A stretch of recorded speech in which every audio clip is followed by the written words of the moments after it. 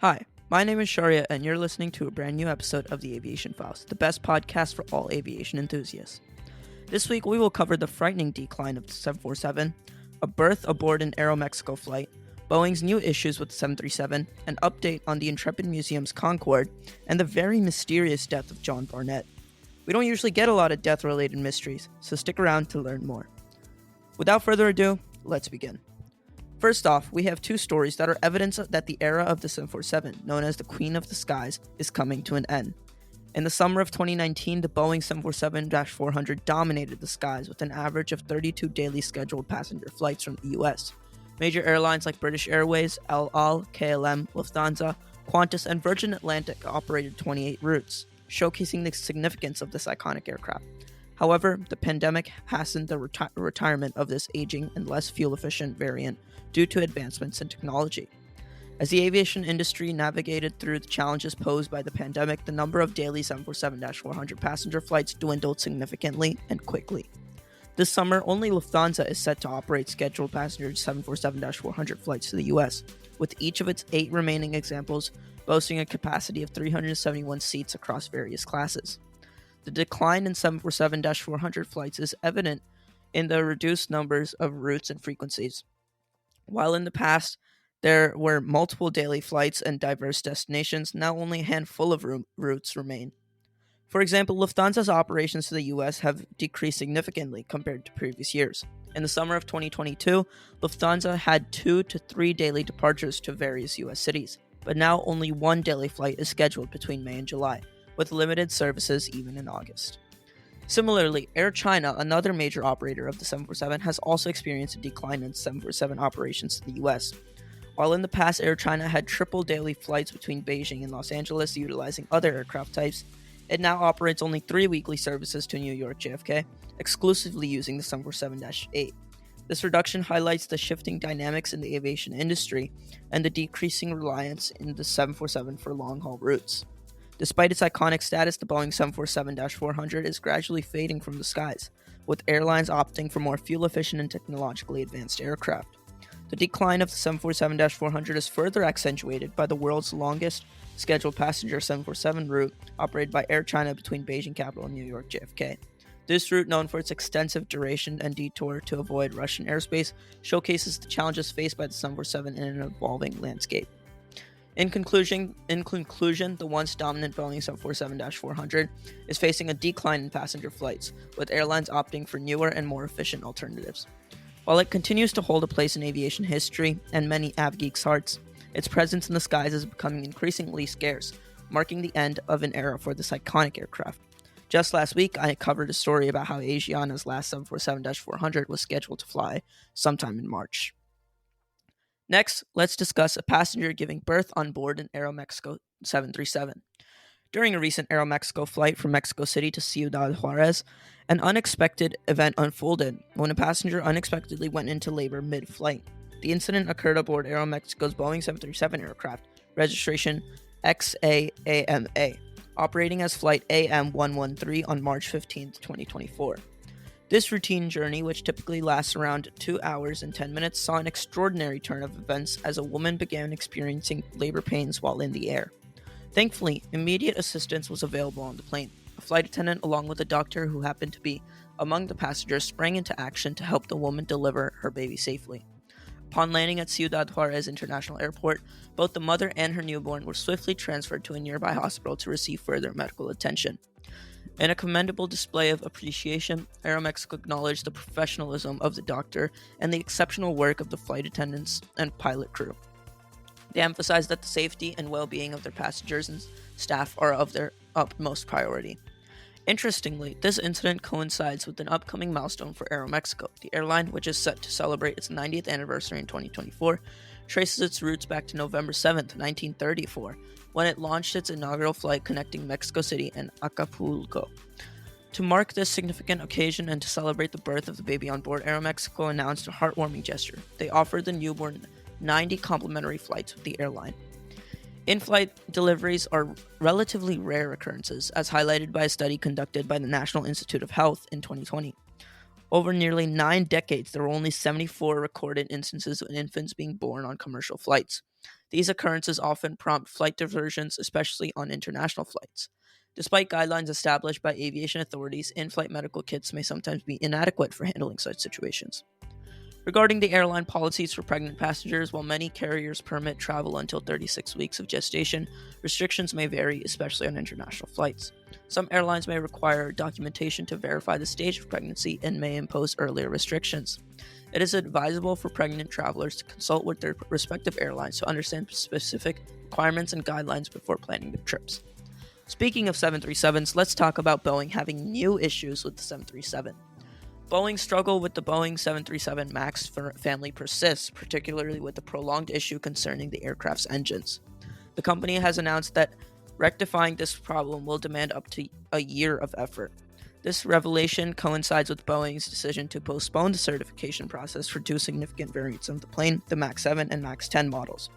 In a bid to expedite the certification of the MAX 7, Boeing had previously sought a safety waiver from the Federal Aviation Administration. However, this request faced staunch opposition from lawmakers, notably Senator Tammy Duckworth, who chairs the Senate Subcommittee on Aviation Safety. She vehemently criticized Boeing's plea for a safety waiver in January and urged the FAA to dismiss the manufacturer's request. Responding to Duckworth's concerns, Boeing affirmed its commitment to addressing the engine issues promptly. The problem primarily revolves around the potential overheating of the anti-ice systems within the engines, which could result in damage. Boeing has assembled a team of technical experts tasked with swiftly devising a safe and compliant solution. The company anticipates completing the engine fix within a time frame spanning 9 to 12 months, as outlined in a statement obtained by CBS News. Senator Duckworth expressed some relief at Boeing's revised timeline, considering it an improvement over initial projections, which suggested a 2-year wait for a resolution. She emphasized the paramount importance of passenger and crew safety and underscored her intention to closely monitor Boeing's efforts to ensure they adhered to the established timeline and effectively addressed the safety concerns. Meanwhile, the FAA granted Boeing a waiver permitting the continued operation of the MAX 8 and MAX 9 variants until 2026, the original target for developing the fix. However, this waiver doesn't extend to the MAX 7, which is still undergoing certification. Boeing had also sought a similar waiver for the MAX 7 given its proximity to the final FAA certification. However, recent incidents including ASA 1282 have complicated the certification process, resulting in a stalemate. Following Senator Duckworth's opposition to the MAX 7 waiver, Boeing withdrew its request, as reported by CBS News. Consequently, certification for both the MAX 7 and MAX 10 is now contingent upon resolving the engine issue, further delaying their anticipated entry into service. The complexity of the engine fix is exacerbated by the potential ramifications on engine performance, necessitating thorough assessment and understanding of safety and compliance impacts on all systems involved. Overall, Boeing's journey to restore its reputation regarding safety remains fraught with challenges, necessitating concerted efforts to address existing issues and ensure the safety of the flying public. And in a couple minutes, you will hear a story that is even more concerning about Boeing's safety. Now, for those of you who have been listening to my podcast for a while, you may remember that back in August, I did a story on the Concorde on display at the Intrepid Sea, Air, and Space Museum in New York City, and how it was being removed to be cleaned and repaired. Well, after a long wait, it's finally back at the museum. So, let's talk about it. After undergoing an extensive restoration process spanning more than half a year, the former British Airways Concorde, registered as GBOAD, has made its triumphant return to the Intrepid Sea, Air, and Space Museum in New York City. This iconic aircraft, which made its maiden flight in August 1976 and last took to the skies in 2003, now stands proudly once again among the museum's esteemed collection. Having graced the Intrepid for 15 years before embarking on its journey for repairs and a fresh coat of paint, the Concorde's return marks a significant milestone in the museum's history. Museum staff revealed the arduous tasks involved in the restoration effort, including the meticulous removal of the old paint coating and the thorough inspection of any signs of corrosion. Despite being stripped of its engines and various components, the Concorde still weighed a staggering 85 tons, underscoring the logistical challenges inherent in transporting such a historic aircraft. The Concorde's journey back to its home at the Intrepid was nothing short of spectacular. Traversing the Hudson River, the aircraft made stops in Brooklyn's Navy Yard and Jersey City before reaching its final destination. Transporting an aircraft of this magnitude required the expertise of a 500-ton crane barge, a vessel well accustomed to handling aerospace artifacts. Notably, this same barge played a pivotal role in lifting the USS Enterprise space shuttle onto the Intrepid and retrieving the U.S. Airways Airbus A320, famously piloted by Captain Sully Sullenberger, following its emergency landing in the Hudson River in 2009. Reflecting on the Concorde's storied history at the museum, President Susan Marnoff-Zosner expressed her delight at the completion of the restoration efforts. She described the Concorde's transformation as akin to a beautiful facelift, acknowledging the sentiments of visitors who eagerly awaited its return. Among those present to witness the Concorde's homecoming was a British Airways flight attendant, whose enthusiasm for the aircraft's new paint job echoed the sentiments of many. With its reopening to the public scheduled for April 4th, anticipation is building for visitors eager once again to marvel at this marvel of aviation engineering. Beyond the Concorde's return, the Intrepid Sea, Air, and Space Museum continues to captivate visitors with its diverse array of exhibits. From military aircraft to a nuclear weapon-carrying submarine, the museum offers a comprehensive exploration of naval and aerospace history. Notably, an upcoming exhibition titled Apollo, When We Went to the Moon, promises an immersive journey into the Apollo program, complete with interactive experiences, rare artifacts, and insights into the pioneering individuals who made history with humanity's first steps on the lunar surface.